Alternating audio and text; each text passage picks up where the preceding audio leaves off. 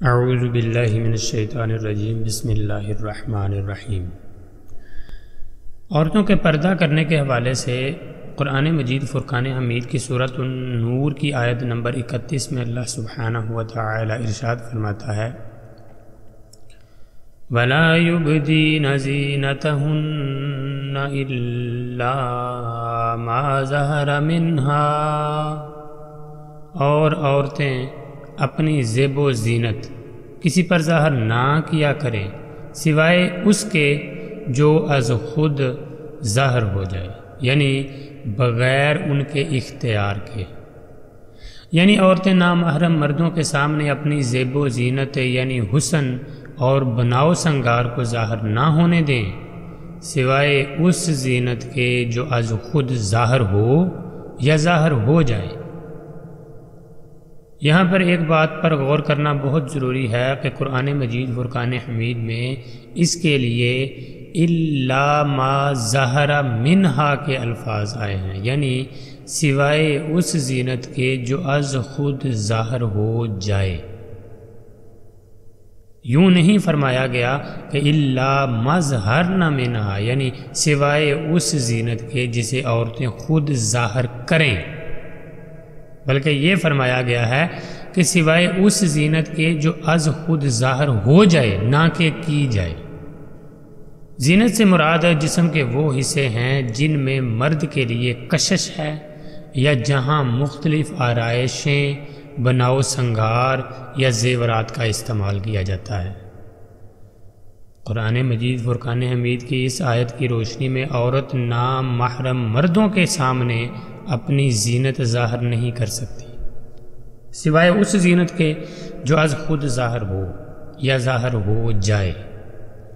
مثلا عورت کی جسمانی ساخت یعنی قد کاٹ، بیرونی لباس، چادر سر سے ڈھلک جائے یا ہاتھ پاؤں کی کسی زینت کا اظہار ہو جائے تو اس پر گرفت نہیں ہے۔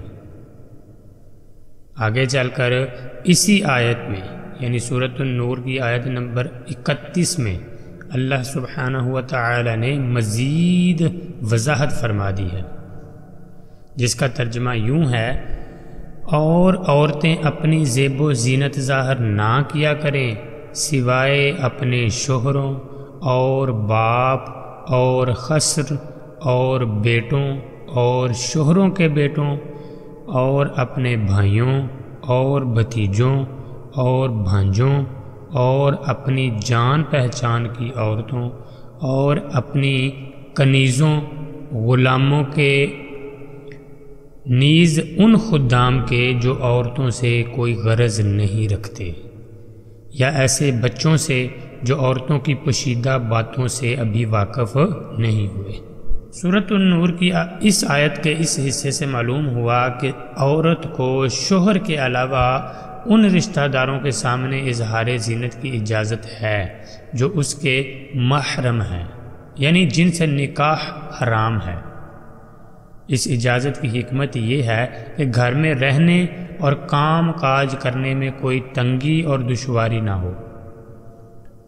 اس آیت میں ماموں اور چچا کا ذکر نہیں، لیکن سورۃ النساء کی آیت نمبر 23 میں ان کو بھی محرم رشتہ داروں میں شامل کیا گیا ہے۔ اسی طرح دادا، نانا، پوتے، نواسے، سوتیلے اور رضاعی رشتہ دار بھی محرموں میں شامل ہیں۔ اس آیت میں بیان شدہ محرم رشتہ داروں کی فہرست اس بات کا تقاضا کرتی ہے کہ عورت صرف انہی رشتہ داروں کے سامنے اظہار زینت کر سکتی ہے، ان کے علاوہ دیگر مردوں کے سامنے وہ اپنی زینت اور خاص طور پر زینت کے مرکز یعنی چہرے کو ظاہر نہیں کر سکتی۔ اب جو لوگ نامحرم مردوں سے عورت کے چہرے کے پردے کے قائل نہیں ہیں، کیا ان کے نزدیک اس آیت میں بیان شدہ محرم رشتہ داروں کی فہرست کی کوئی اہمیت نہیں؟ کیا وہ تمام ہی مردوں کے سامنے اپنی عورت کے اظہار زینت کو جائز سمجھتے ہیں؟ یہ باتیں بہت ہی قابل غور ہیں۔ ایک اہم نکتہ یہ بھی ہے کہ اس آیت میں بیان شدہ محرم رشتہ داروں کی فہرست میں شوہر کے والد کا ذکر بھی ہے اور شوہر کے بیٹے کا بھی، لیکن شوہر کے بھائی کا ذکر نہیں ہے۔ جب یہ آیت نازل ہوئی تو نبی کریم صلی اللہ تعالی علیہ وآلہ وسلم سے دریافت کیا گیا کہ کیا دیور سے بھی پردہ ہے؟ تو آپ صلی اللہ تعالی علیہ وآلہ وسلم نے فرمایا دیور تو موت ہے۔ یہ بخاری و مسلم کی حدیث ہے۔ اصل میں پردے کے احکامات کی حکمت ہی یہ ہے کہ ان محرکات پر پابندیاں لگائی جائیں جن سے زنا کے امکانات پیدا ہو سکتے ہیں۔ اس حوالے سے ایک عورت کو سب سے زیادہ خطرہ ان نامحرم رشتہ دار مردوں سے ہو سکتا ہے جو گھر میں موجود ہوں یا جن کا گھر میں آنا جانا آسان ہو۔ اس لیے نبی کریم صلی اللہ تعالی علیہ وآلہ وسلم نے دیور جیٹھ کے بارے میں فرمایا کہ وہ تو بھابھی کے لیے موت ہے۔ مزید برآں اس آیت میں فرمایا گیا کہ عورتوں کا صرف ایسی عورتوں سے پردہ نہیں ہے جو اپنی عورتیں ہوں، یعنی وہ ایسی جانی پہچانی عورتیں ہوں جن کے باحیا اور نیک اتوار ہونے کا علم ہو۔ اجنبی عورتوں سے مسلم خواتین کا پردہ ہے، کیونکہ نہ جانے وہ کس سوچ اور اتوار کی ہوں اور اپنی گفتگو، اداؤں اور فیشن سے نہ جانیں خواتین پر کیسے اثرات ڈال جائیں۔ اس حکم پر عمل کے حوالے سے ایک اہم واقعہ سر سید احمد خان کا ہے۔ ایک مرتبہ ایک گورنر سر ولیم نے سر سید کے ہاں اپنی اہلیہ کو لانے کی خواہش کا اظہار کیا، لیکن سر سید احمد خان نے یہ کہہ کر معذرت کر لی کہ ہمارا دین ہماری عورتوں کو غیر عورتوں سے بھی پردے کا حکم دیتا ہے۔ بدقسمتی سے سر سید احمد خان کے بہت سے پرستار پردے اور داڑھی کے معاملے میں سر سید احمد خان کی تقلید نہیں کرتے۔ اس آیت میں البتہ یہ صراحت کر دی گئی ہے کہ اگر کسی عورت کی کنیز غیر قوم سے ہو تب بھی اس سے پردہ نہیں ہے۔ جہاں تک کسی عورت کا اپنے غلام سے پردے کا تعلق ہے تو اس کے بارے میں دو آراء ہیں۔ ایک رائے یہ ہے کہ غلام چاہے عورت کا اپنا مملوک ہی کیوں نہ ہو، پردے کے معاملہ میں اس کی حیثیت وہی ہے جو کسی آزاد اجنبی مرد کی ہے۔ اس کے لیے استدلال یہ ہے کہ غلام کے لیے اس کی مالکہ محرم نہیں ہے۔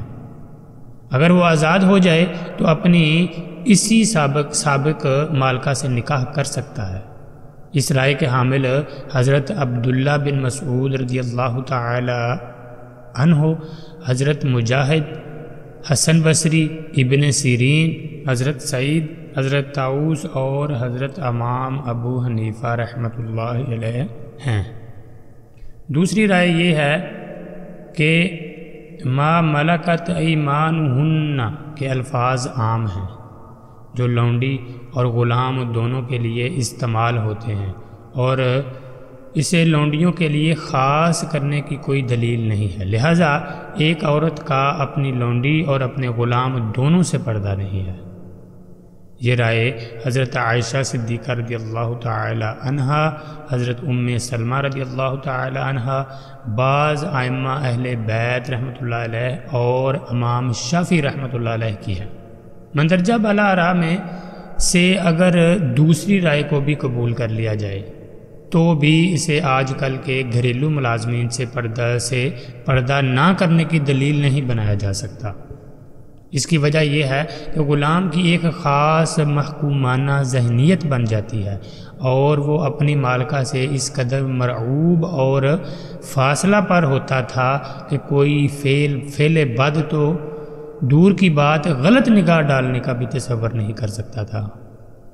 اس کے برعکس آج کل کے گھریلو ملازمین کا رویہ بڑا آزادانہ اور بے باک ہوتا ہے، کیونکہ وہ جب چاہیں ملازمت سے علیحدہ ہو سکتے ہیں، لہٰذا ان کی طرف سے ایک خاتون کو اپنے ناموس کے حوالے سے اندیشہ ہو سکتا ہے۔